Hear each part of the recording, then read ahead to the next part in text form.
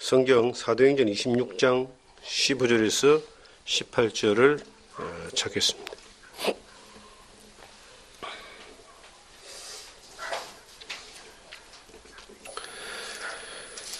내가 대답하되 주님 누구시니까? 주께서 이르시되 나는 네가 박해하는 예수라. 일어나 너의 발로 서라. 내가 네게 나타난 것은 곧 네가 나를 본 일과 장차 내가 네게 나타날 일에 너로 종과 정인을 삼으려 함이니 이스라엘과 이방인들에게서 내가 너를 구원하여 그들에게 보내어 그 눈을 뜨게 하여 어두움에서 빛으로 사탄의 권세에서 하나님께로 돌아오게 하고 죄 사함과 나를 믿어 거룩하게 된 무리 가운데서 기업을 얻게 하리라 하더이다. 아멘. 네. 일어나 너의 발로 서라 하는 말씀으로 여러분과 함께 주님 주신 은혜를 나누기를 원합니다. 지금 이 사도행전 26장 15절 이하의 말씀의 내용은 이렇습니다. 바울이 예루살렘에서 제수로 잡혀서 이제 로마로 가게 됩니다. 그런데 예루살렘에 총독이 벨릭스라는 사람이 있었어요. 로마가 파견하여 세운 이제 지도자죠. 정치 지도자가 총독인데 벨릭스라는 사람이 예루살렘에서 이제 예수님을 신문하니까 죽일 죄가 없습니다. 벨릭스가 이제 바울을 구금해 놨다가 이제 임기가 돼 떠나게 되는 거예요. 그 다음 오는 총독이 베스도라고 하는 사람입니다. 베스도라는 사람이 바울을 불러다가 신문하니까 죽일 죄가 없어요. 그런데 바울 사도가 신분이 유대인이지만 로마의 시민권을 가지고 있었습니다. 그래서 이 재판을 로마의 황제에게 상고를 한 거예요. 왜 내가 죄가 없는데 나를 죄인으로 만드느냐라고 이제 상고를 하니까 이 바울을 로마까지 데리고 가야 되는 거예요. 데려가기 전에 이스라엘의 예루살렘에 로마가 보낸 이제 지도자가 정치 지도자가 총독이고 이스라엘 자체 유대인들이 이제 유대 왕국의 왕이 있습니다. 그 왕이 아그리빠라는 왕이에요. 그래서 이 베스도가 아그리빠 왕에게 바울을 또 보내는 겁니다. 내가 볼 때는 죽일 죄가 없는데 상고를 했으니까 당신이 판단하시오 하고 보냈는데 바울이 이제 아그리빠 왕 앞에서 내가 왜 지금 여기 있는가?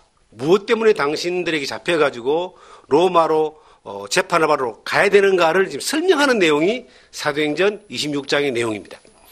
그 설명이 자기가 자기 자신의 경험, 내가 어떤 사람이고 왜 지금 이 예수를 믿고 예수를 전하는 것 때문에 지금 제수로 잡혔는가를 설명하는 거예요. 그 1절부터 쭉 보면은 바울이 원래는 유대인이었고 그리고 가말레의 문화에서 배웠던 사람이고 바리새인이고 그리고 예수를 믿는다라고 하는 사람들을 잡아다가 예수를 믿는다는 죄 때문에 재판을 받게 하고 그들을 박해하는 그 일을 제사장에게 위임을 받아서 나는 그 일을 했던 사람이다. 그 가운데 이제 스테반이라고 하는 사람을 재판하여 돌에 던져 죽이게 하는 자리에 찬성 투표를 했던 사람도 바울입니다. 그랬던 사람인데 어느 날 이제 이 바울이 똑같은 그 일을 예수를 믿는 사람들을 잡아다가 핍박하고 넘겨주는 일을 하기 위하여 다메섹이라는 곳으로 가다가 지금도 그 다메섹이라는 곳이 있어요. 다마스커스라는 그 동네가 있어요. 그 이스라엘 옆에 가면은 예수님을 보게 되는 거예요. 죽으시고 부활하신 예수님을 다시 보게 되는 겁니다. 예수님이 야 사오라 사오라 하고 부르는 겁니다. 깜짝 놀라지 않았어요?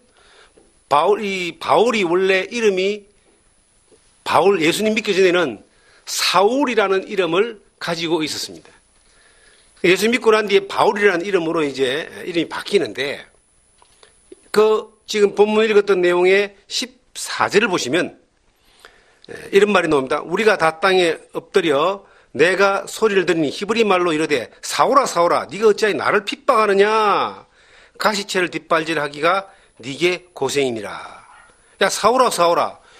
이 예수를 믿는 사람들을 핍박하는 이 사울에게, 박해하는 사울에게 예수님이 나타나서 야 사오라 사오라 네가 어떻게 나를 핍박하느냐. 예수를 믿는 사람들을 향하여 행하는 태도가 핍박이든 선한 행동이든 그것은 곧 예수님에게 하는 태도와 행동이 되는 겁니다. 그래서 이제 깜짝 놀라는 거죠. 저는 이 장면을 우리가 생각해 볼 때 이런 생각이 들어져요. 바울이 생각했던 예수는 어떤 사람입니까? 예루살렘에서 자기가 메시아다고 하다가 로마의 빌라도 총독에게 재판을 받고 십자가에 처형당한 한 잊혀진 지나온 인물이었어요. 그런데 그 예수를 믿는 사람들이 막 많아지니까 유대 정통 이 종교적인 입장에서 볼 때는 이것은 잘못된 것이거든요. 참남하다는 말을 쓸 정도로 잘못된 믿음이니까 그들을 잡아다가 재판하는 일에 막 넘겨주고 박해하는 일을 사명감을 가지고 바울 사도가 살았던 사람입니다. 그런데 그 예수가 죽어서 잊혀진 예수가 자기가 예수를 믿는 사람을 잡아서 박해하려고 다메섹을 가는데 나타난 거예요. 부활하신 예수님이 나타난 거예요. 그리고 그 바울에게 말하기를 사오라 사오라 네가 어찌하여 나를 핍박하느냐. 깜짝 놀랐겠죠. 쉽게 말하면 죽었고 잊혀진 인물이 살아서 자기에게 나와서 네가 왜 나를 핍박하느냐. 예수를 믿는 사람들을 박해하는 것을 자기를 박해하는 것이라고 이야기하면서 딱 등장을 하니까 이 바울이 깜짝 놀래버리는 겁니다. 그리고 그 이후로 소경이 되어버리는 겁니다. 앞이 안 보여버리는 거예요. 그리고 말씀하시기를 야 가시체를 뒷발질하기가 네게 고생이다. 이 가시체라는 말은 지금 요 산이 올라가면 가시나무가 굉장히 많아요. 근데 가시나무를 워카를 신든지 장화를 신고 밟으면 아무 문제가 없는데 맨발로 가시나무를 밟는다고 생각해 보세요. 그것도 뒷발질이란 말은 앞으로 가는 것이 아니고 앞으로 가면 보여서 피해갈 수 있지만 뒤로 가야 되는 거죠. 뒤로 가는 가시밭길을 가면은 이 발이 완전히 피가 철철 흐르고 죽진 않겠지만은 엄청나게 고통스럽지 않겠습니까? 발에 가시 하나만 딱 찔려도 이거 견디기 힘듭니다. 그런데 가시채를 뒷발질하면서 계속 밟는 거야.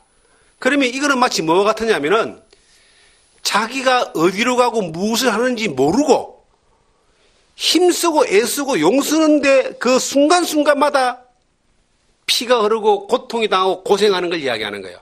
이 말은 뭐냐면은 네가 예수를 믿는 사람을 핍박하는 이것은, 네가 수고하는 이것은 너를 위해서 아무런 도움이 되지 않는다. 이것은 너에게 엄청난 고생이 된다. 어떤 고생요?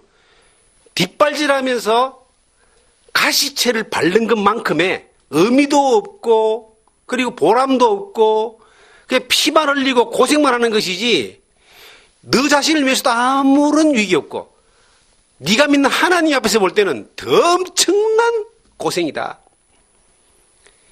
이 평생을 가시채를 밟으면 뒷발질하면서 사는 사람들이 있어요. 어떤 사람들이겠습니까? 예수 믿는 사람들을 핍박하는 사람들입니다.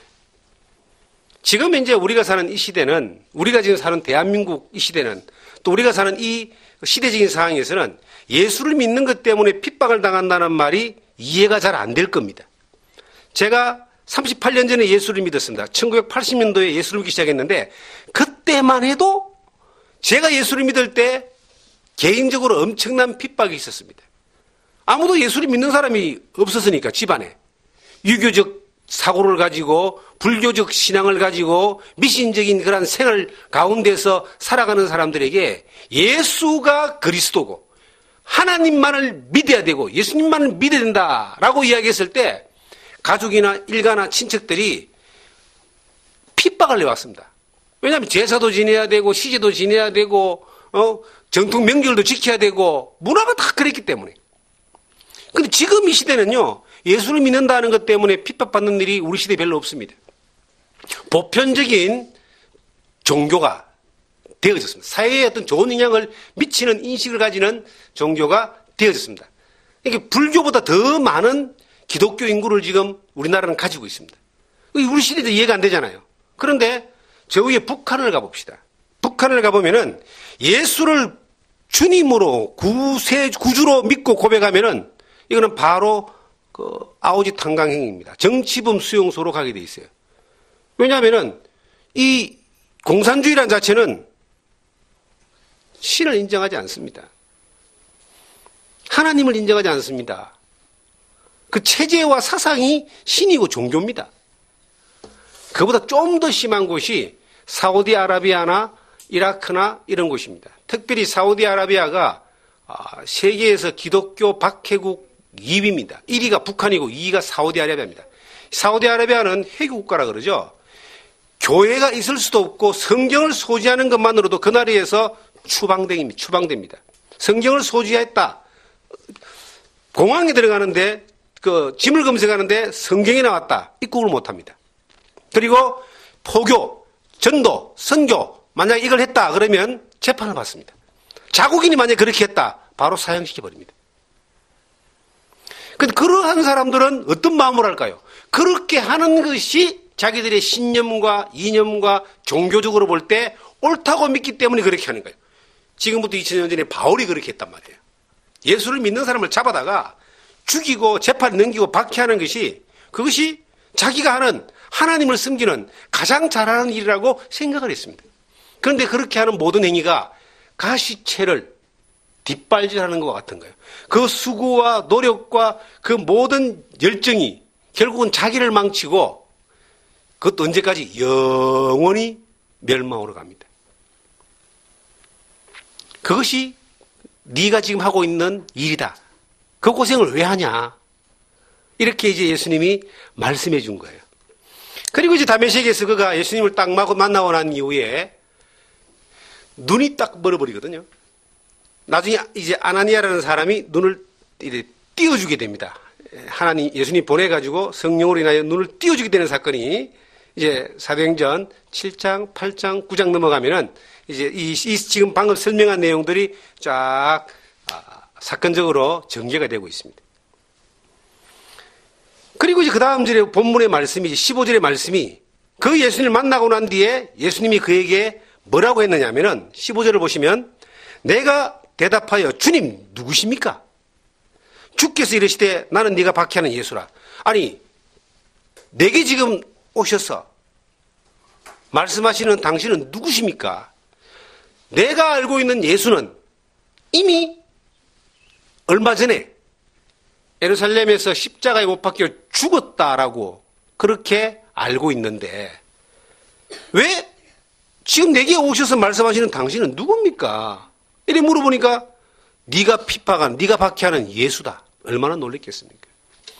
수많은 사람들이 예수를 믿는 사람이 있고 안 믿는 사람이 있죠. 예수 그리스도가 구원자라고, 나를 구원한 구원자라고 믿는 사람이 있고 그냥 예수님이 세계의 4대 성인 정도로 믿는 사람, 종교적으로 복을 주는 어떤 그런 믿음의 대상으로 믿는 사람, 이런 사람도 있을 겁니다. 아예 예수를 안 믿고 관심 없는 사람은 더 많이 있겠죠. 그런데 예수 그리스도를 믿는다라고 하는 것은요, 예수 그리스도 인정한다는 것을 넘어서 예수 그리스도가 나의 구원자로 경험되어진 사람이 예수 그리스도를 믿는 사람입니다. 바울 사도는 이 다메섹에서 예수를 경험하는 거예요. 당신이 누굽니까? 예수가 누구냐는 거예요. 네가 지금 박해하고 있는 그 예수가 나다. 네가 예수 믿는 사람들을 잡아다가 박해하는 일을, 죽이는 일을 하는데 그 예수가 바로 나다. 네가 이미 죽고 사라지고 역사 가운데 흔적이 없다고 생각하는 그 예수가 바로 죽어서 3일 만에 부활해서 부활한 나다. 바울 사도가요, 고린도전서 15장에 성경대로 예수님이 죽으시고 성경대로 사흘 만에 부활했는데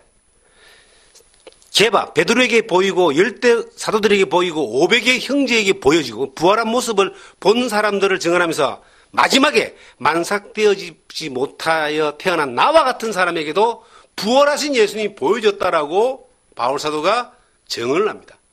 이 부활한 예수님을 바울 사도가 언제 만났느냐? 바로 이 다메섹에서 지금 이 현장에서 만난 것을 고백하는 겁니다. 내가 예수를 어떻게 믿었느냐? 어떻게 만났느냐? 이게 이제 경험입니다. 그 예수가 누구냐? 나를 위해 죽으시고 부활하신 분이다 라고 하는 것이 딱 믿어질 때에 그는 예수를 믿는 사람이고 그 예수를 믿는 사람에게 주신 하나님의 약속을 소유한 사람이 되는 겁니다. 경험되어진 사람이 되는 겁니다. 이걸 보고 성경은 영접하는 자 곧 그 이름을 믿는 자들에게는 하나님의 자녀가 되는 권세를 주셨다라고 요한복음 1장 14절에 그렇게 말씀하고 있습니다. 그래서 이 바울 사도가 깜짝 놀라는 거 아니겠어요? 죽어서 없어진 것 같은 그냥 이름만 오르내리는 사기꾼 같은 그러한 이 종교로 알았던 그 예수 그리스도를 믿는 그 믿음의 진리가 지금 그 대상이 예수님이 죽으시고 부활하셔서 자기 앞에 나타나서 내가 예수다. 네가 지금 하는 것은 헛고생이다. 너는 가시채를 뒷발질하는 같이 아무리 열심히 할수록 더 많이 움직일수록 더 많이 피 흘리고 많이 움직일수록 더 고생하고 나중에 형벌이 더 크다. 이렇게 이제 말씀하니까 깜짝 놀라는 겁니다. 바울 사도가 뉘시니까 주여 뉘시니까 인생을 살면서 사람들은요 너무나 많은 사람들 속고 사는 거예요. 어디에요? 어두움에 속고 사는 겁니다. 이것은 눈 감은 사람과 눈 뜬 자의 차이입니다. 눈 감은 사람. 저는 어릴 때 제 바로 우리 집 뒷간방에 새들어 사는 사람이 있었어요. 소경 부부입니다. 그럼 딸이 하나 있었는데 딸을 낳았는지 데려왔는지 모르겠지만 딸은 눈을 떴어요. 그래서 이 딸의 손을 잡고 부부가 이제 이 맹인들 이렇게 막대기를 짓고 이제 하루마다 출근하는 거예요. 어디로? 시내로. 저희 집이 버스 종점 쪽에 살았는데 부산의 학장동 버스 종점에 살았는데 이제 그 딸을 손잡고 아침만 되면 나가는 거예요. 시내로. 그러면 가서 이제 구걸을 하는 겁니다. 그런데 제법 이렇게 딸 손잡고 두 부부가 이렇게 가니까 뭐 제법 그래도 수입이 많았던 것 같아요. 그렇게 어렵게 살지는 않았던 걸로 제가 기억합니다. 그런데요, 그 소경이 부부가 아무것도 할 수 없는 것 같죠? 아닙니다. 다 합니다. 뭘로? 눈으로 안 보고, 이 귀가 밝고요, 코가 밝고, 감각이 밝아요. 그리고 손의 감각이 밝습니다. 글자도 이래 점자책으로 이렇게 글자도 읽습니다. 근데 그게 얼마나 불편하겠어요? 앞이 보이지 않는 가운데 감각으로 가는 거하고 눈으로 보고 가는 거하고 예수 그리스도를 만나지 않고 이 세상에 사는 모든 사람들의 모습이 소경과 같은 거예요. 이 눈의 소경이 아니라 영적인 소경. 그 다음 절 16절을 보시면 이렇게 기록하고 있습니다. 일어나 너의 발로 서라. 내가 네게 나타난 것은 곧 네가 나를 본 일과 장차 내가 네게 나타날 일에 너로 종과 정인을 삼으려 함이니 이스라엘과 이방인들에게서 내가 너를 구원하여 그들을 보내어 그의 눈을 뜨게 하여 어둠에서 빛으로 사탄의 권세에서 하나님께로 돌아오게 하고 죄사함과 나를 믿어 거룩하게 된 무리 가운데서 기업을 얻게 하리라 하더이다. 어둠에서 빛으로 돌아오게 하고 사탄의 권세에서 하나님께로 돌아오게 하는 일을 위하여 너를 종과 정인으로 삼았다. 종은 말 그대로 노예입니다. 정인은 자기가 본 것을 증거하고 알려주는 사람을 정인이라고 합니다. 바울의 사명이 뭐냐면은 자기가 본 것을 다른 사람에게 알리는 그러한 임무를 부여받은 하나님의 예수님의 종이었다. 노예였다. 그걸 그렇게 하지만이 어둠에 있는 사람들을 빛 가운데로 오게 할 수 있고, 사단의 권세 가운데 있는 사람들을 하나님 길로 오게 할 수 있고, 죄 가운데 멸망으로 가는 사람들을 죄를 사함받고 구원받게 하는 일을 하는 것이다. 이것이 너의 사명이다. 그런데 이게 우리가 주목할 것은 어둠에서 빛으로 오게 한다. 소경을 제가 또 한 명의 소경을 제가 경험한 적이 있습니다. 포항에서 제가 사역을 할 때에 아리따운 아가씨였습니다. 정말 지혜롭고 뛰어나고 참 착한 아가씨였는데, 이 아가씨 자매가 어느 날 이 시신경이 점점점 약해져 가지고 나중에 소경이 된 거예요. 그 어지간한 사람은요, 그걸 젊은 애가 못 받아들입니다. 태어날 때부터 소경으로 태어나면 뭐 그러려냐고 살겠지만, 한 20살 정도 넘어가지고 청춘에 가장 빛날 때에 시신경이 죽어가서 이거 소경이 되는데요. 이거는 수술이 불가능한 거예요. 신경 자체가 죽어버렸기 때문에 이식도 안 되는 거예요. 얼마나 힘들어하고 어려워하고, 물론 다행스럽게 그 아가씨에게 신앙의 힘이 있어가지고 믿음 안에서 극복해가는 과정을, 받아들이는 과정을 제가 보긴 했지만, 보는 사람도 마음이 아팠습니다. 결국은 안 보이니까, 나중에는 희미하게 보이다가 안 보이니까 이제 점자를 배우고 소경으로 살면서 살아가는 방법을 배웠는데, 이제 이 지압, 마사지, 그 다음에 침 놓는 거, 이런 거 이제 주로 그런 계통의 분들이 많이 하시잖아요. 그걸 배우는 걸 제가 봤습니다. 보이다가 안 보이면은 세상이 암흑천지잖아요. 그 암흑천지가 바로 어둠이라는 겁니다. 이 세상을 사는 이 눈도 안 보이면은 70년 내지 80년 정도 살면서 얼마나 힘들겠습니까? 그 암흑천지가. 그런데요, 영적인 소경은 눈이가 안 보이는 거하고 비교가 안 됩니다. 영적인 소경은 영원히 안 보이는 거예요. 영원히 못 보는 거예요. 어떤 사람들이 영적인 소경이냐? 예수 그리스도를 만나지 못한 사람. 예수 그리스도로 말미암아 죄 사함 받고 구원받지 못한 사람. 예수 그리스도를 통해서 하나님을 경험하지 못한 사람들은 다 영적인 소경입니다. 소경은 일반 눈 뜬 사람들이 볼 때는 정말 이상합니다. 길도 잘못 갈 수 있고, 물건도 잘못 판단할 수 있고, 밥도 제대로 못하고, 먹는 것도 힘들고, 이상하잖아요. 그런데 예수 그리스도를 만난 사람과 만나지 않은 사람의 차이는 뭐가 다르냐? 만나지 않은 사람은 소경이 하는 일만 하는 겁니다. 만난 사람은요, 눈 뜬 사람이 하는 일을 하는 거예요. 제가 이 골짜기에 와서 이제 살고 있습니다. 눈 뜬 사람이죠. 눈 안 뜬 사람들이 하는 행동을 가만히 봅니다. 저 위에 굿땅이 있어요. 제가 한번 가봤습니다. 인사차 가서 동네 이사 왔다고 이불로 들어가 봤습니다. 조그마한 이렇게 사당 비슷한 것이 몇 개 만들어져 있습니다. 거기에 나무로 깎아놓고 이 탱화와 같은 그러한 색칠을 해놓은 그러한 이 상이 있습니다. 또 어디 가니까 불상이 있습니다. 어디 가니까 한 군데 여러 개가 있는 거예요. 뭐 하는 곳인가 보니까 사람들이 구슬하기 위해서 아무데나 못하니까 이곳에 와서, 여기가 이제 귀신이 많나 보죠. 이곳에 와서 구슬하는 거예요. 그러면 거기 이제 구슬하는 무당이 집전을 해가지고 구슬하는 겁니다. 그러면 이제 거기에 대한 음식도 만들고 돈도 주고 그렇게 하겠죠. 작두 타고 그렇지 않겠습니까? 근데 거기다가 대놓고 이제 비는 겁니다.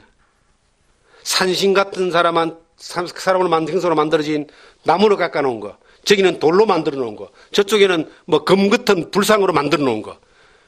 그것도 레벨이 달라요. 소원을 비는 종류에 따라서, 돈 내는 것에 따라서 그 집들이 다 다릅니다. 거기다가 백날 돌 앞에, 나무 앞에 사람이 깎아놓은 것 앞에서 복 달라고 빌고 안녕을 빌고, 눈 뜬 내가 볼 때는 소경입니다. 소경. 인도에 가면은 살아있는 여신이 있어요. 인도가 네팔인가 하여튼 그런 동네 가면요, 애가 태어나서 이제 그 쿠마리라고 이제 그러는데 여신으로 딱 점이 찍히는 거예요. 그러면 이 아이는 초경을 하기 전까지 모든 사람들이, 그 동네 모든 사람들이, 그 지역의 모든 사람들이 그 아이를 신으로 모시는 겁니다. 그 아이는 신처럼 꾸며가지고 잘 걸어 다니지도 않습니다. 가마 타고 다니고. 그런데 그 아이가 딱 초경을 하는 그 순간 신의 자격에서 박탈돼가지고 일반인으로 퍽 떨어지는 거예요. 그 아이에게 복을 달라고 빌고 그 아이가 뭐 꽃이나 하나 던져주고 그냥 뭐라고 하면은 복을 준다고 생각하는 겁니다. 이게 얼마나 어리석은 겁니까? 소경들이나 하는 겁니다. 어떤 사람은 코끼리 앞에, 어떤 사람은 뭐 원숭이 앞에, 어디는 찌를 신으로 섬기는 그러한 동네도 있다는 거예요. 이 밑에 동네 쭉 내려가면요, 큰 느티나무가 있습니다. 느티나무 옆에 자그마한 사당이 하나 지어져 있습니다. 조그마한 집이 하나 있어요. 1년에 몇 번씩 그 안에 느티나무에 신이 산다고 생각하고 동네가 무사 안녕과 번영 발전을 위해서 이제 산신제 비슷한 그런 것을 지냅니다. 거기다가 절을 하고 복을 달라고 하면 이 소경이 아니면 도대체 어떻게 만물의 영장인 인간이, 하나님 형상으로 지음받은 인간이 자연 앞에, 돌 앞에, 나무 앞에, 아무것도 아닌 사람 만들어 놓은 데 앞에 복을 달라고 빌고 절을 하고 안녕을 구합니까? 정말로 한심한 일입니다. 얼마 전에 돌을 주우러 다니는 수석을 하는 분을 만났습니다. 그분이 수석을 이제 하다가 자기가 안 한대요. 왜 하냐면 수석 자체를 안 하는 것이 아니라 수석을 하기 위해서 수석 하는 사람들이 모여서 그 하는 단체가 있는데 거기에 참여해서 수석을 이렇게 같이 하면은 그 좋은 돈을 많이 얻는 정보를 얻습니다. 우리 지금 요 앞에 넘어가면은 남한강 쪽이 대한민국에서 수석에는 뭐 거의 성지와 같은 곳이랍니다. 근데 이 사람들이 그 사람들과 같이 수석을 이제 하러 한번 딱 갔다가 깜짝 놀래가지고 다시는 그 사람들과 같이 안 다니다가 그만뒀다는 거예요. 왜 그러냐 했더니, 아니, 산에 가서 산삼을 캐거나 이런 사람들은 산신제를 지냅니다. 산에 있는 신한테 복 달라고. 이것도 웃기는 일이죠. 소경이나 하는 거예요. 그런데, 아니, 수수가는 사람들하고 같이 이제 움직여 보니까 이 사람들은 더 웃기다라는 거죠. 그 사람들은 돌신제를 지내, 돌신제. 돌 좋은 거 만나게 해달라고 돌 앞에다가 차려놓고 돌신제를 지낸다는 거예요. 그게 소경이 아니면 어떻게 할 수 있습니까? 눈을 뜬 사람은 천지를 지으신 하나님을 알고 예수 그리스도의 복음, 진리를 알고 성경의 가르침을 받는 사람들은 그런 우상 앞에, 돌 앞에, 자연 앞에 빌지 않습니다. 그 눈 감은 사람들이기 때문에 그것이 인생에 행복을 주고 복을 줄 거라고 생각하고 소경이니까 그렇게 하는 거예요. 어떤 사람들은요, 이 마귀는요, 사탄에 의해서 이 하나님께 옮긴다 그러잖아요. 눈을 감았다 말은 사탄의 권세 아래 있다. 이 땅에 임금된 사탄의 권세 아래 있고 죄의 권세 아래 있다는 의미인데 이 세상은요, 뭘 가르쳐요? 이 사탄의 가르침은 야, 돈을 많이 벌면은 그것이 인생의 행복이라고 가르칩니다. 돈신교. 인생의 목적이 돈이야. 죽을 때요, 모든 사람은 다 죽는데요, 죽을 때 돈 10원도 가져가는 사람이 아무도 없어요. 다 빈손으로 갑니다. 마치 바람을 잡는 것과 같아 보고 그랬습니다. 전 세계에서 인류 역사 가운데 가장 많은 부를 가진 사람이 누구냐면 솔로몬입니다. 그 솔로몬이 전도서라는 성경을 인생 말년에 이제 하나님이 주신 지혜를 따라서, 영감을 따라서 기록했는데, 헛되고 했더니 바람을 잡으려는 수고가 무엇이 유익한가? 그가 돈과 권력과 부와 얼마나 나라가 부강했으면요, 처첩이 1000명, 궁녀가 1000명이 아니고, 뭐 여자방은 3000궁녀 그러는데 궁녀가 1000명이 아니고 처와 첩이 1000명이었습니다. 그래도 그가 나중에 보니까 이건 바람이었다. 아무것도 없더라. 근데 마귀는요, 아무것도 없는 그것에 흙깁이라도 그것이 인생의 목적이고 행복을 줄 수 있고 그것이 진정한 삶의 가치라고 속이는 겁니다. 거기에 눈 감은 사람들은 다 속아갑니다. 영적으로 눈을 감았기 때문에. 무엇을 위해 사는지, 왜 사는지, 영원한 문제에 대해서, 영생에 대한 문제에 대해서, 진리에 대해서 관심이 없어요. 왜? 눈을 감았기 때문에. 어떤 사람은 권력을 쫓아가고요. 어떤 사람은 인생의 목적이 건강하게 잘 사는 거래. 건강하게 잘 살아가지고 안 죽은 사람이 아무도 없습니다. 건강하게 잘 살다가 조금 더 살다가 죽는 거예요. 사람이 소경이니까 안 보이니까 그게 다라고 생각하는 거예요. 요즘 인기 있는 그 프로그램이 나는 자연이다 이런 프로그램이 있습니다. 그거 재밌어요. 보통 거기 이제 들어가서 사는 사람들 보면은 관심 있게 보는 그 참 유익한 프로 가운데 하나인 것 같아요. 그 내용이. 그런데 그 내용의 스토리는 거의 비슷합니다.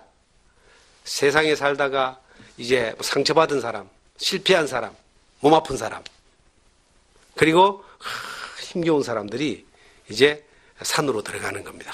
섬으로 산으로. 그곳에 가서 막 그 땅을 일구고 약초를 먹고 좋은 공기 마시고 건강해졌다. 그런데 그렇게 건강해지는 것이 참 좋긴 한데 인생의 목적은 아니라는 겁니다. 그래 건강한 사람이 한 200년 삽니까? 그렇지 않습니다. 우리가 그런 것을 누릴 수 있고 즐길 수 있고 내가 또 그러한 환경이 되어서 그렇게 살아갈 수는 있어요. 근데 그것이 목적이고 그것이 인생의 행복이고 그게 모든 걸 다 하는 것처럼 생각하는 게 얼마나 어리석은 그건 소경들이나 하는 짓이에요. 왜? 보이는 것이 없으니까 그게 다라고 생각하니까 그렇게 사는 겁니다. 그렇게 우상에 속고 마귀에게 속고 세상에 속고 자기 자신한테 속고 그렇게 속아서 사는 것이 뭐냐? 바로 어두운 가운데 있는 사람들의 삶의 모습이다. 이런 사람들을 빛으로 옮기게 하는 것이 그것이 바울 사도의 사명이었고 이 바울 사도는 다메섹에서 자기가 예수를 믿는 사람을 핍박하는 이것이 인생에 가장 보람있고 하나님 앞에서도 가장 올바른 일이라고 생각했던 이것이 소경이었다. 눈을 뜨고 보니까 내가 얼마나 엄청난 일을 했는가라고 하는 것을 알게 된 겁니다. 그래서 바울 사도는 예수를 믿는 사람을 핍박하던 그 사람이 다메섹에서 눈을 뜨고 난 뒤에 실제로 바울은 소경이 됐다가 아나니아에 의해서 하나님이 눈을 뜨게 해줬습니다. 실제로 그는 그런 경험을 했고 영적으로 그는 소경이었다가 소경일 때 했던 그 일이 얼마나 가시채를 뒷발질하는 이 고생이었다는 것을 잘못된 것이라는 걸 알고 예수를 믿고 눈을 뜨고 난 이후에 그 사람은 사울은 이름을 바울로 바꾸고 작다는 뜻입니다. 바울로 바꾸고 예수 그리스도를 전하는 이 자기가 눈 감았다가 눈 뜬 것을 자기가 경험한 예수를 증거하고 전하는 그리고 그 증거하고 전함으로 말미암아 다른 사람들로 인하여 그들 또한 어둠에서 빛으로 가게 하고 사탄의 권세에서 하나님께로 가게 하고 죄 가운데 살다가 죄 사함 받고 구원받게 하는 이 일을 전하는 종과 증인으로 자기는 부름을 받았다. 그리고 바울은 평생을 그 예수 그리스도를 전하는 종과 증인으로의 삶을 살다가 갔습니다. 주님 앞으로. 그런데 그것을 이제 내가 왜 이 아그리빠 왕 앞에서 왜 이 예수를 전할 수밖에 없는지 내가 왜 지금 이제 이 죄수로 지금 잡혀왔는지 내가 왜 로마로 재판을 받으러 가야 되는지에 대한 그 이유가 그 예수를 만난 것 때문이다. 하고 지금 바울이 증거하고 있습니다.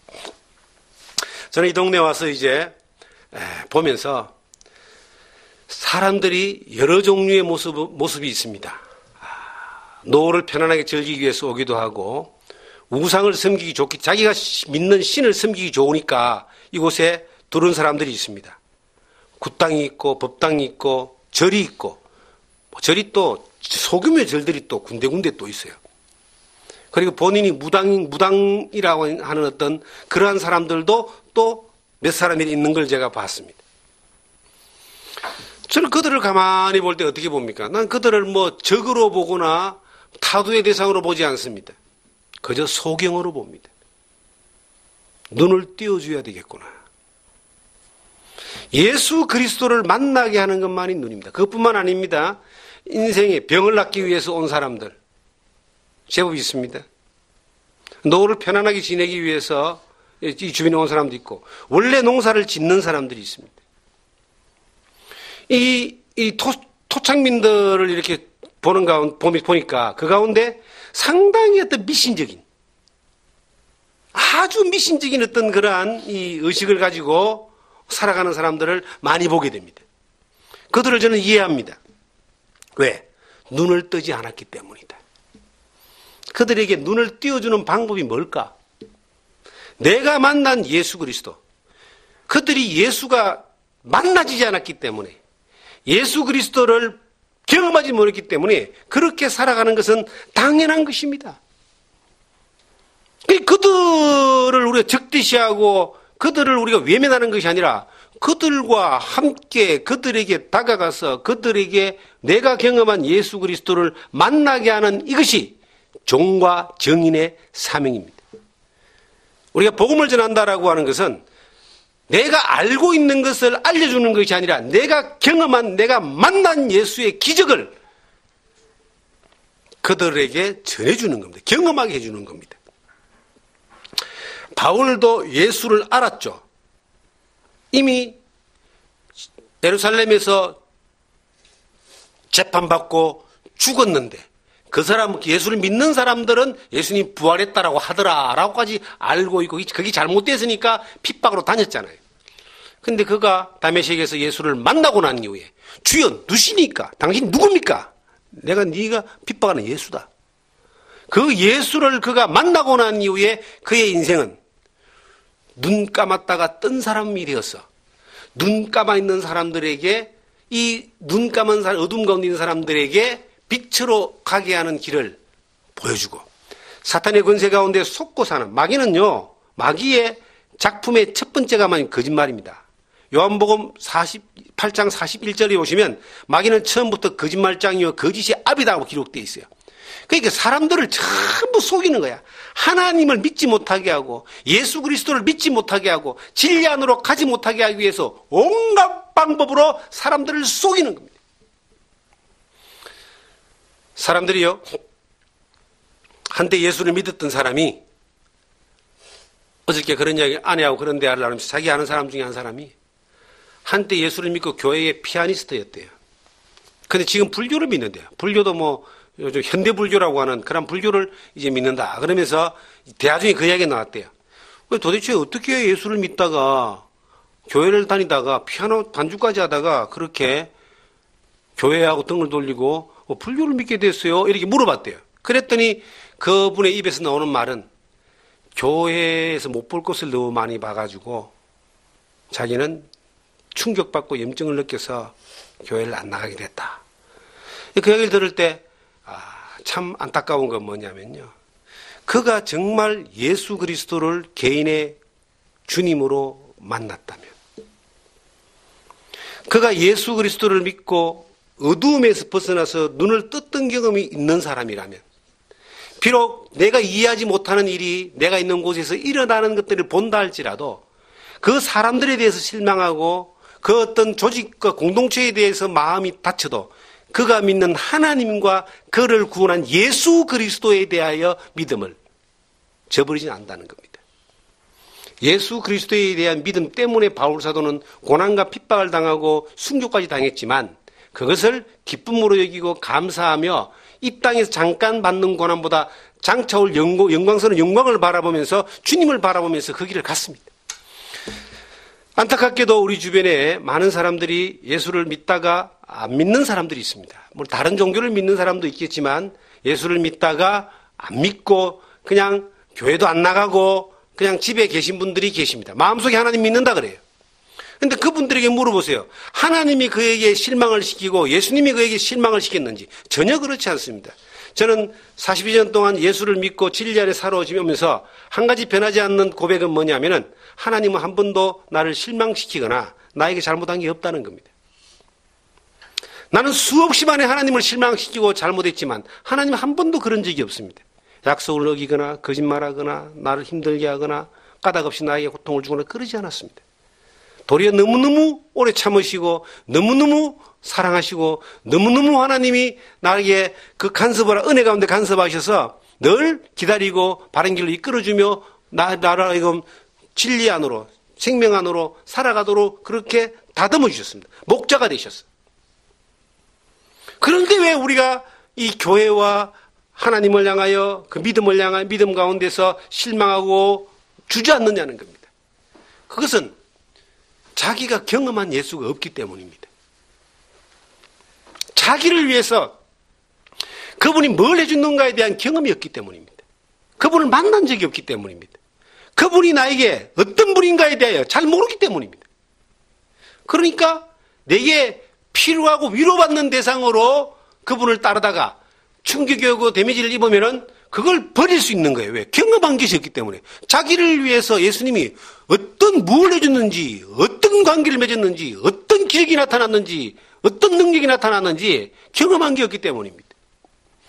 그런데 바울 사도가 목숨을 걸고 나의 달려갈 길과 주 예수께 받은 사명 곧 하나님의 은혜의 복음을 증거하는 일을 마치려면 나의 생명을 조금 더 귀한 것을 여기지 않는다. 목숨을 걸고 그가 고백하면서 그 길을 갈 수밖에 없었던 것은 그가 경험한 예수가 있었다는 거예요.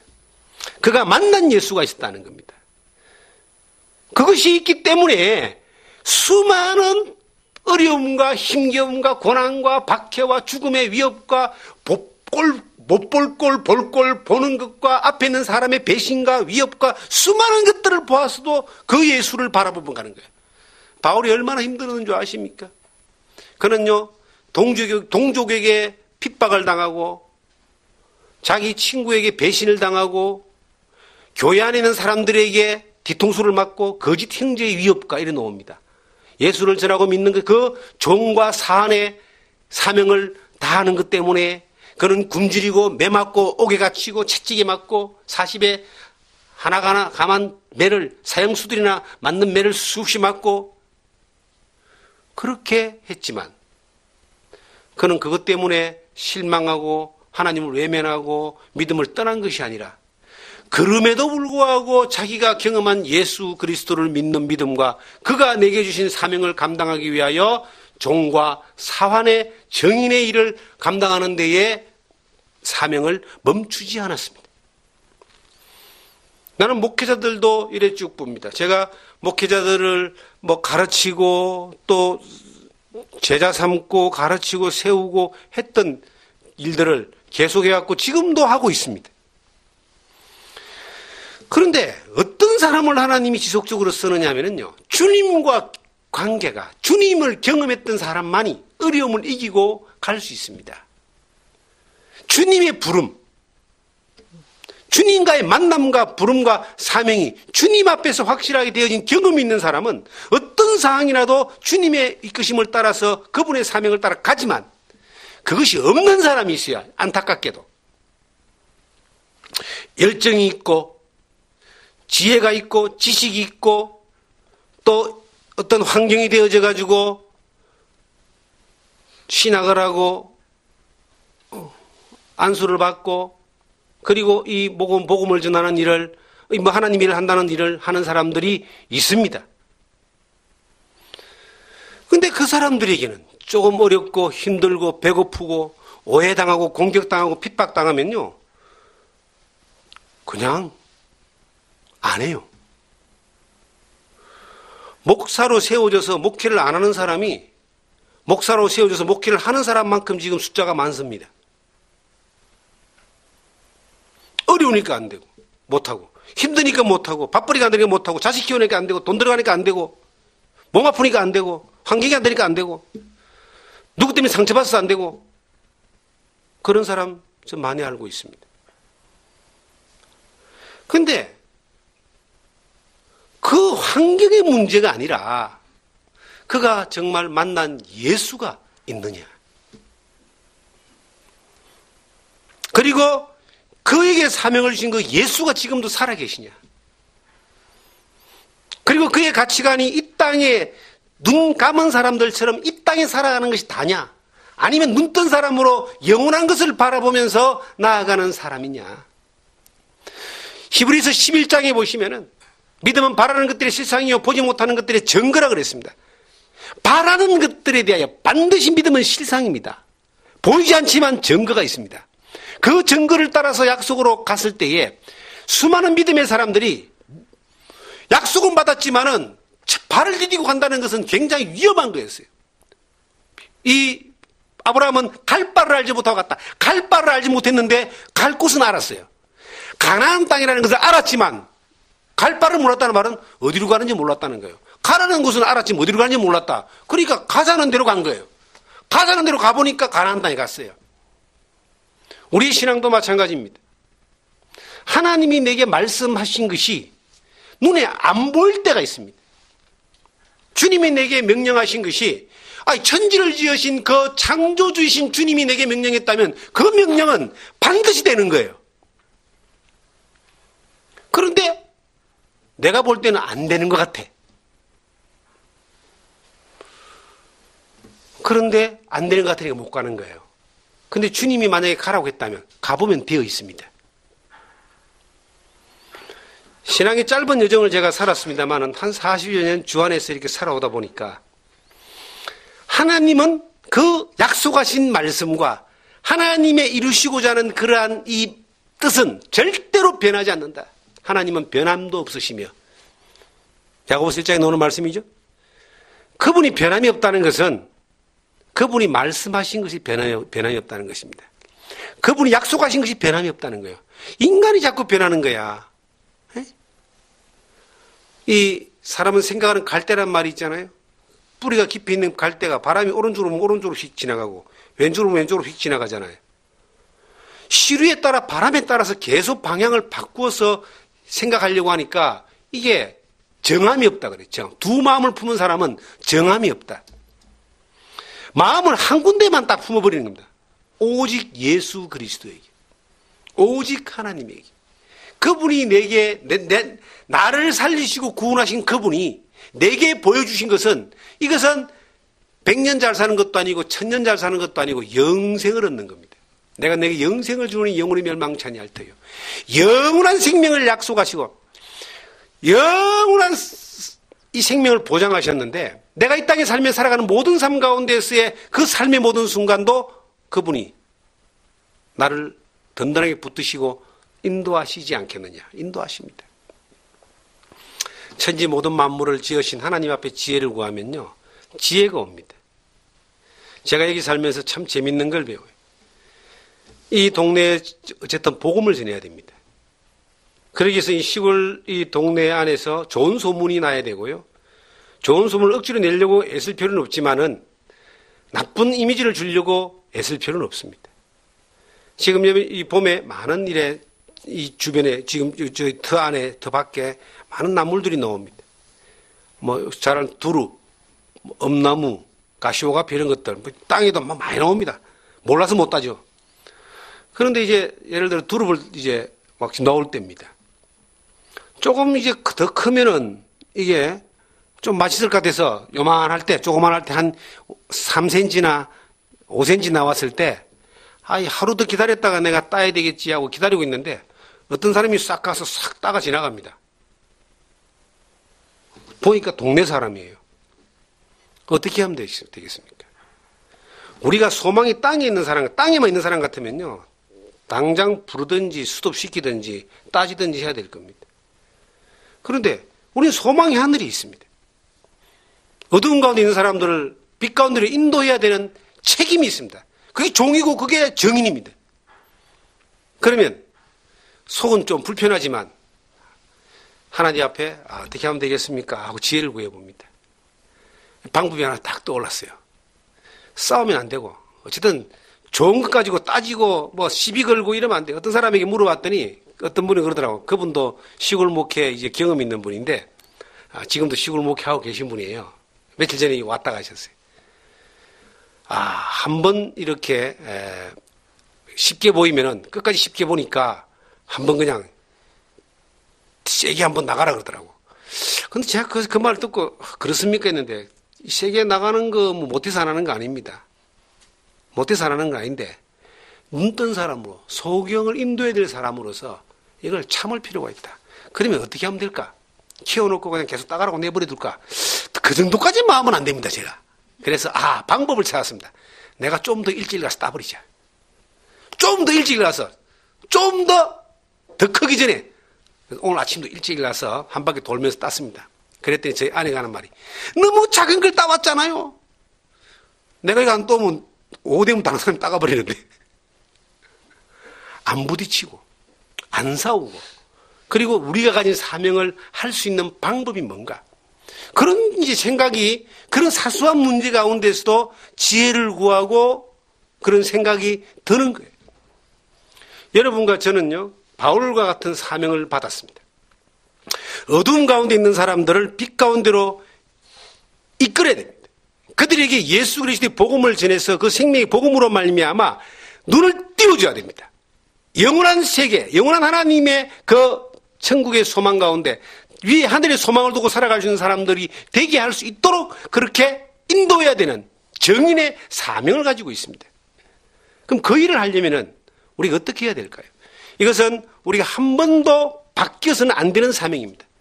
저는 예수님을 믿고 난 이후에 복음을 전하는 삶, 이 진리의 복음을 전하는 사역의 삶을 이제 30년 해오고 있는데 한 번도 바뀌지 않았던 고정된 목표가 있습니다. 단 한 번도 바뀌지 않았습니다. 십자가를 자랑하고 십자가를 전하는 겁니다. 예수 그리스도의 복음으로 말미암아 생명을 살리는 것입니다. 그 일을 위대한 일을 큰 일을 많은 일을 못했다 할지라도 그 목적과 방향이 바뀌지 않았고 목표가 한 번도 바뀌지 않았습니다. 어떤 상황 어떤 환경에서도 어떤 처지에서도 그 주님이 내게 주신 사명 주님이 내게 요구하신 그 명령 종과 이 일에 어두움에서 빛으로 사단의 권세에서 하나님의 자녀로 옮기게 하는 그 일, 내가 경험한 나를 그렇게 만드신 나의 주님께서 나에게 말씀하신 이 일을 이루는 그 일은 한 번도 바뀌어 본 적이 없어요. 눈길을 돌려본 적도 없습니다. 그런데 여기에 하나님이 이제 바람을 불어가지고 이곳으로 오게 했습니다. 이곳에 와서 보여지는 건 뭐냐면 사람들이 다 자기가 보고 싶은 것만 봐요. 참 신기하죠? 사람들은요 자기가 보고 싶은 것만 본다 이거예요. 머리를 하는 미용실 하시는 분은 사람의 머리만 보고 그 사람을 판단합니다. 패션 디자이너는 옷을 보고 판단합니다. 나물 캐는 사람은 나물 캐는 것만 가지고 대화를 합니다. 이 산에 많은 사람이 다니는데요. 나물 그들도 보지 않고 다니는 사람이 버섯 캐는 사람은 버섯만 캐러 다녀요. 산삼 캐는 사람은 산삼만 캐러 다녀요.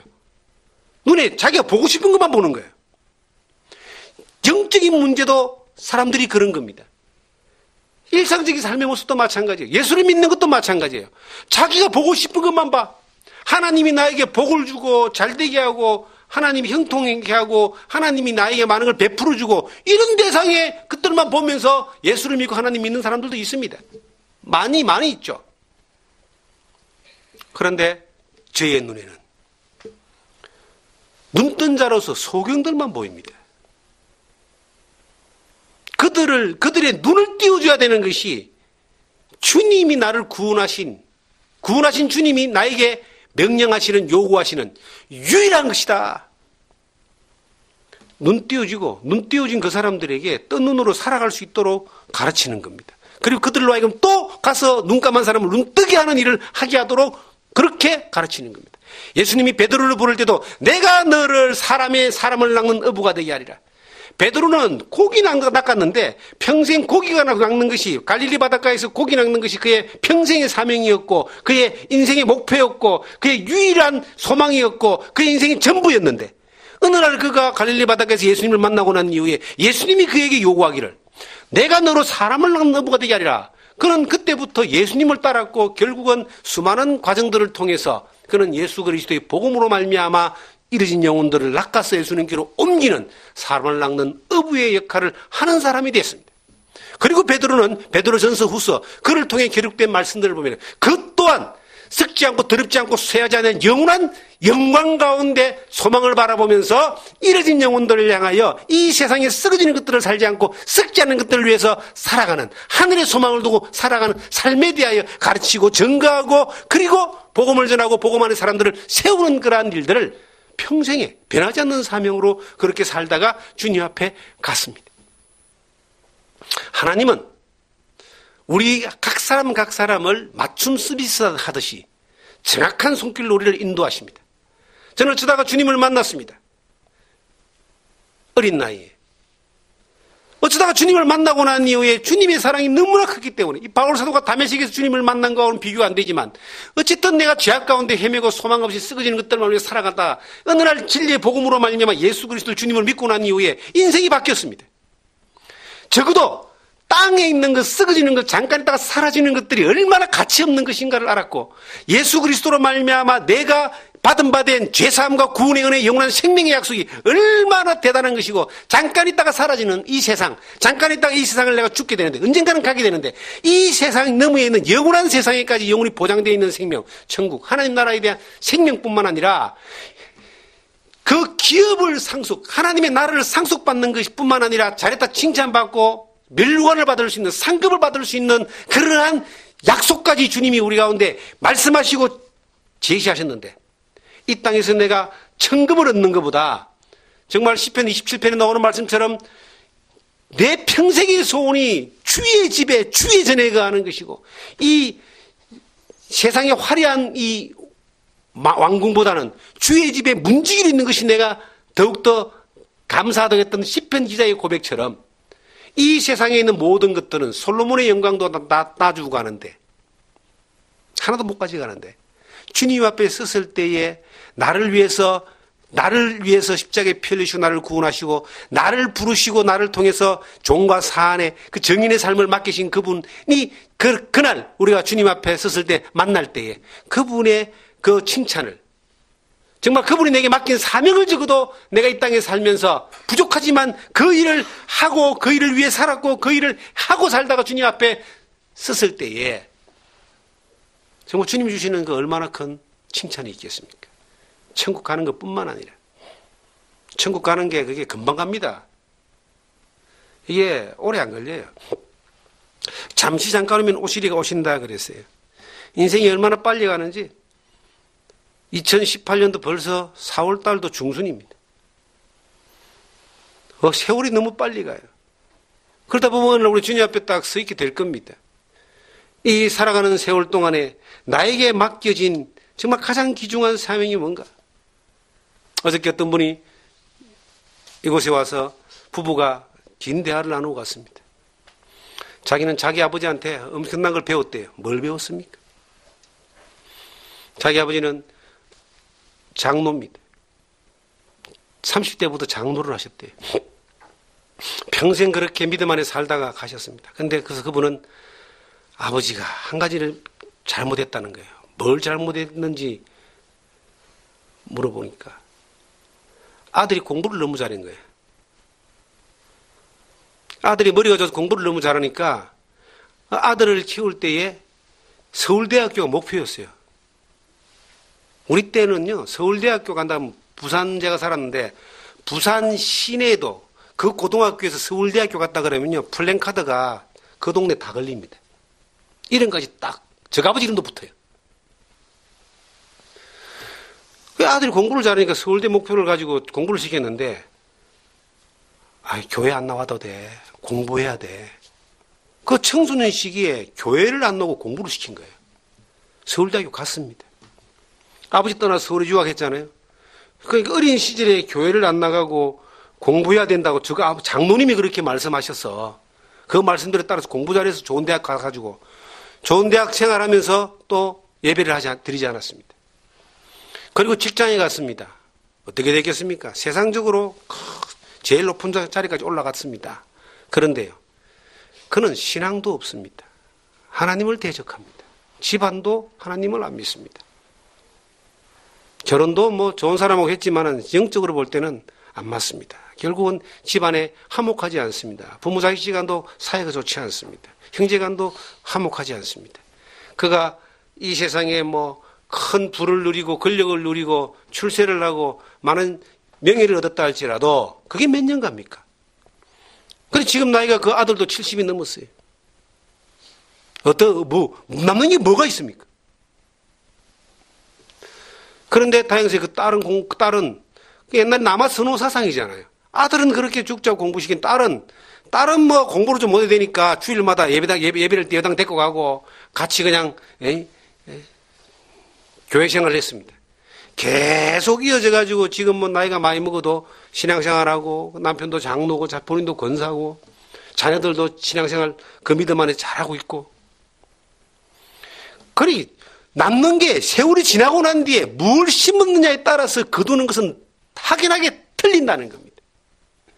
예배가 성공되어지고 하나님 앞에 사명자로 종과 정인으로 올바른 믿음으로 서서 내게 맡겨진 사람, 내 자녀, 내 가족, 내 주변 사람들부터 정말 어두움 가운데서 빛으로 가게 하고 그들을 진리 안으로 이끌게 하고 마음대로 안 되고 힘겨운 일이 많다 할지라도 그 일을 시도해 보는 겁니다. 안 돼도 계속 시도해 보는 거예요. 안 되는 일이 많죠. 그래도 믿음으로 그 방향을 잃지 않고 시도하는 거예요. 하나님이 도와주십니다. 우리가 하나님 앞에 올바른 사명자와 올바른 하나님의 예수 그리스도 앞에서 올바른 믿음을 경험하고 올바른 사명을 가지고 올바른 믿음 가운데 주님 안에서 살아가면은 우리의 삶이 이 땅에서도 가장 의미 있고 복된 삶, 예수 그리스도의 정인의 삶을 살 수 있습니다. 뿐만 아니라 잠깐 우리 주님 앞에 섰을 때에 그 칭찬과 영광과 썩지 않고 더럽지 않고 쇠하지 않은 영원한 것들로 하나님이 주시는 그 은혜가 이루 말할 수 없는 것들로 우리는 경험하게 될 겁니다. 그날이 곧 오리라고 저는 그렇게 봅니다. 사랑하는 성도 여러분, 여러분 각 개개인이 주님 안에서 받은 바된 사명이 무엇인가를 기억하십시오. 이 시간은요, 세상에 제일 비싼 게 뭔지 아세요? 다이아몬드입니까? 금강석이라 그러죠. 다이아몬드도 희귀하니까 그게 뭐 귀하죠. 주님 앞에 가보세요. 그거는 돌덩어리. 필요가 없어요. 금보다 귀한 게 뭡니까? 지금. 황금보다 더 귀한 금이 지금입니다. 이 세월은 안 기다려줍니다, 여러분. 내가 잃어버린 것들이 많은 부분들은 복구할 수 있지만 세월은 복구하기 힘듭니다. 지금 주님이 내게 맡기신 사명. 지금 주님이 내게 말씀하시는 그 말씀이 무엇인지를 우리는 들어야 되고 그 말씀을 따라 살아야 되고 그리고 그 안에서 살다 보면 주님을 만나게 됩니다. 우리가 정말 이 땅을 살면서 일어나 네 발로 서라 그러잖아요. 주저앉아 있지 말고 이 성경에 기록된 오늘의 주의 말씀처럼 그렇게 눈을 뜬 사람, 빛을 본 사람, 빛 가운데 있는 사람들은 내 발로 서는 겁니다. 주님이 세운 그 발로 누구에 의해서 누구 때문에 살아가는 것이 아니라 주님이 세우신 주님 손잡고 그 발로 서는 겁니다. 일어서서 주님이 맡기신 사명을 감당하는 여러분과 저가 되기를 주님 이름으로 축원합니다. 기도하겠습니다.